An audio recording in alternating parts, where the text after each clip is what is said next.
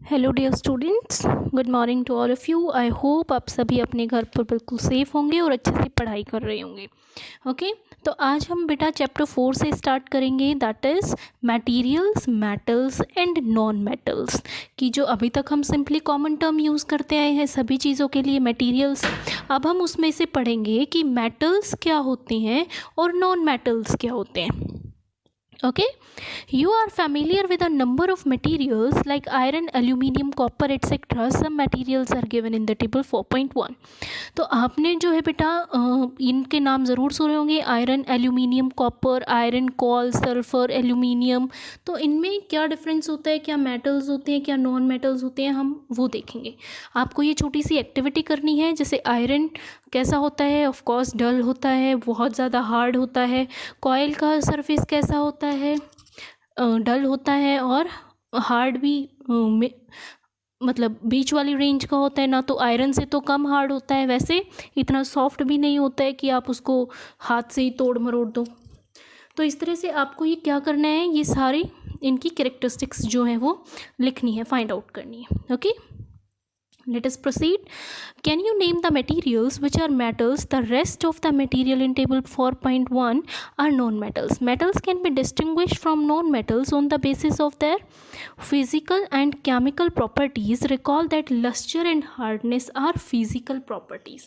What is luster?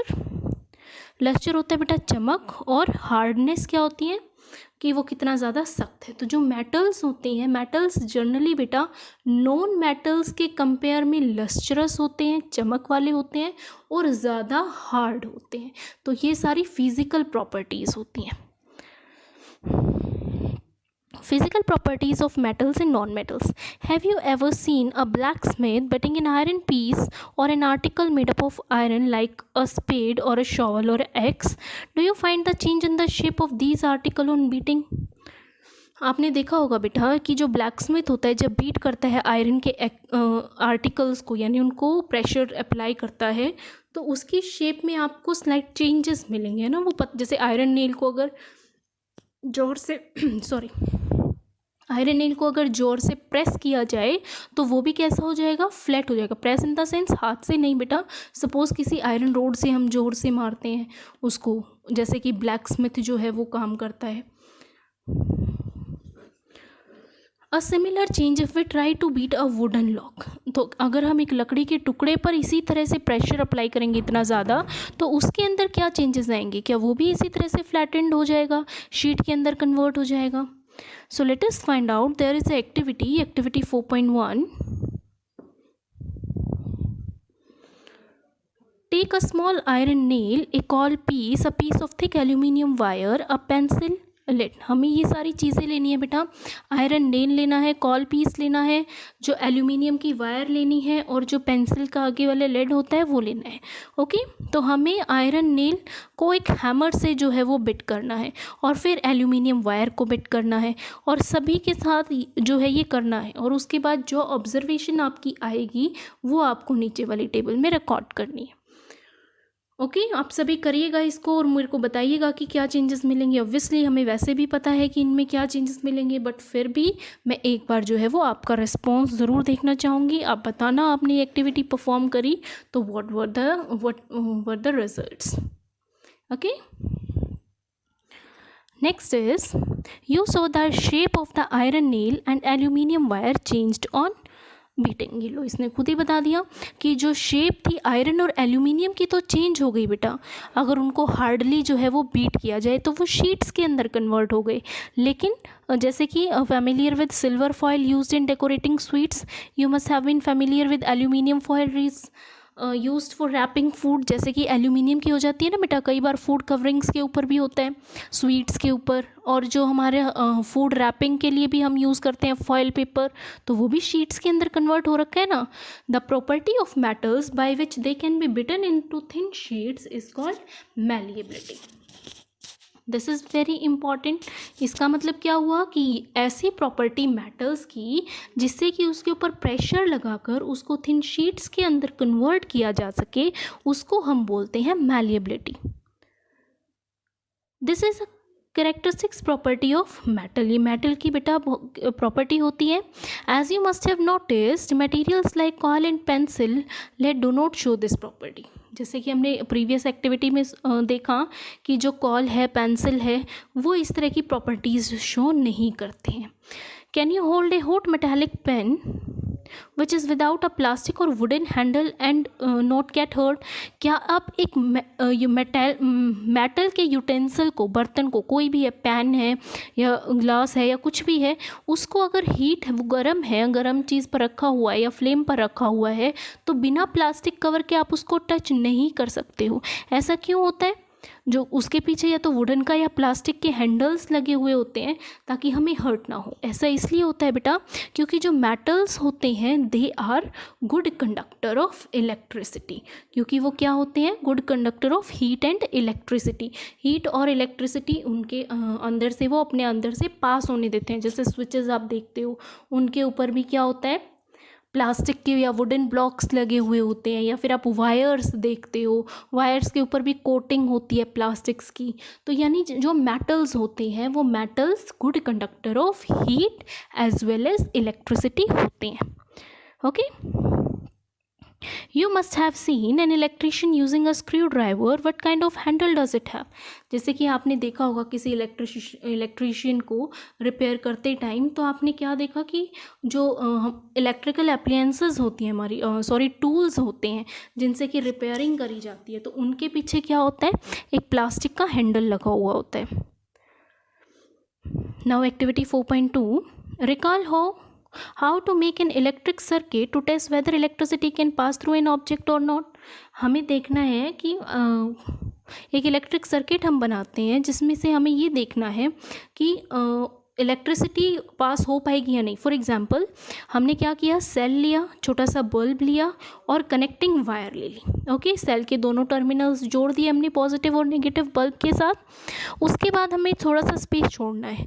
उसमें बारी बारी से जब हम लगा कर देखेंगे, जैसे सपोज़ हमने यहाँ पहले आयरन नील रखा हुआ है, फिर हमने यहाँ रबड़ रख दी, फिर हमने यहाँ प्लास्टिक का टुकड़ा रख दिया, फिर हमने यहाँ पर जो है वो एल्यूमिनियम वाला मेटल रख दिया. तो हम क्या देखेंगे बेटा? जब भी यहाँ पर मेटल प्लेस होगा तो बल्ब ग्लो करेगा. अगर मेटल नहीं है, नॉन मेटल्स हैं, तो बल्ब ग्लो नहीं करेगा. ऐसा क्यों हुआ? अभी मैंने आपको बताया था जो मेटल्स होते हैं they are good conductor of heat and electricity. तो जब सर्किट कब कंप्लीट होगा? जब ये भी कंडक्टिंग हो. और दैट्स वाई जो मेटल्स हैं, मेटल्स के केस में ये ग्लो करेगा. इसका मतलब क्या हुआ? इसका मतलब ये हुआ कि metals are good conductor of heat and electricity. Okay. So let us proceed. You observe that iron rod, nail and copper wire are good conductors while rolled up sulfur piece and coal piece are poor conductors. जैसा कि फिर अगर हम अलग अलग pieces लगा कर देखेंगे बेटा, तो उसमें हम क्या देखेंगे कि आयरन और कॉपर तो गुड कंडक्टर हैं, वेयर एज कॉल और सल्फर जो है वो बैड कंडक्टर्स हैं. Meaning of recalling our experience and then of this activity was to show that metals are good conductors of heat and electricity. Okay, और ये आप किस में पढ़ चुके हो? क्लास 6 के अंदर भी पढ़ चुके हो. Where do you find the use of aluminium and copper wires? Have you seen wires of coal? Definitely not.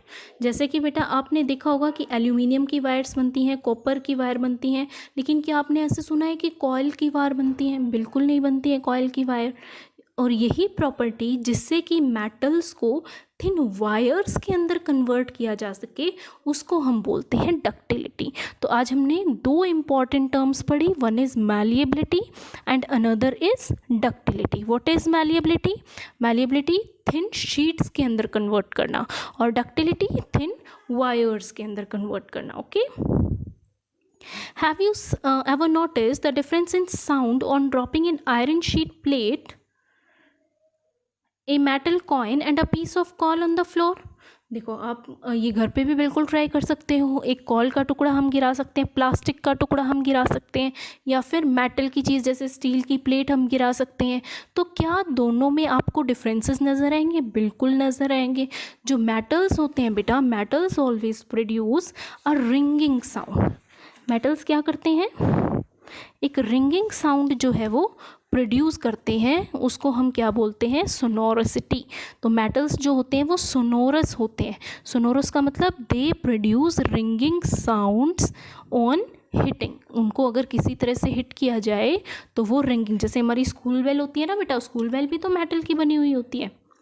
Okay, the things made of metals produce a ringing sound when struck hard. Okay,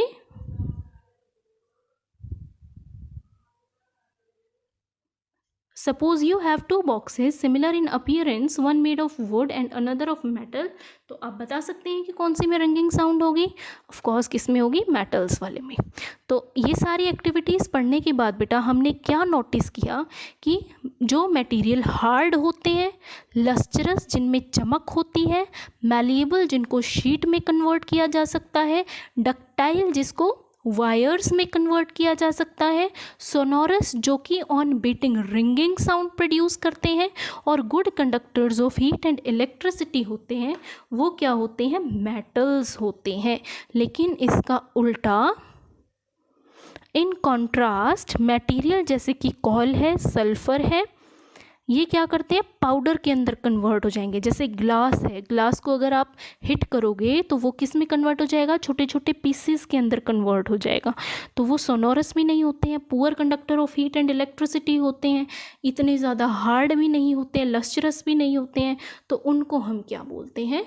non metals बोलते हैं, जैसे कि carbon, oxygen, sulphur etcetera. Okay, metals like sodium and potassium are soft and can be cut with a knife।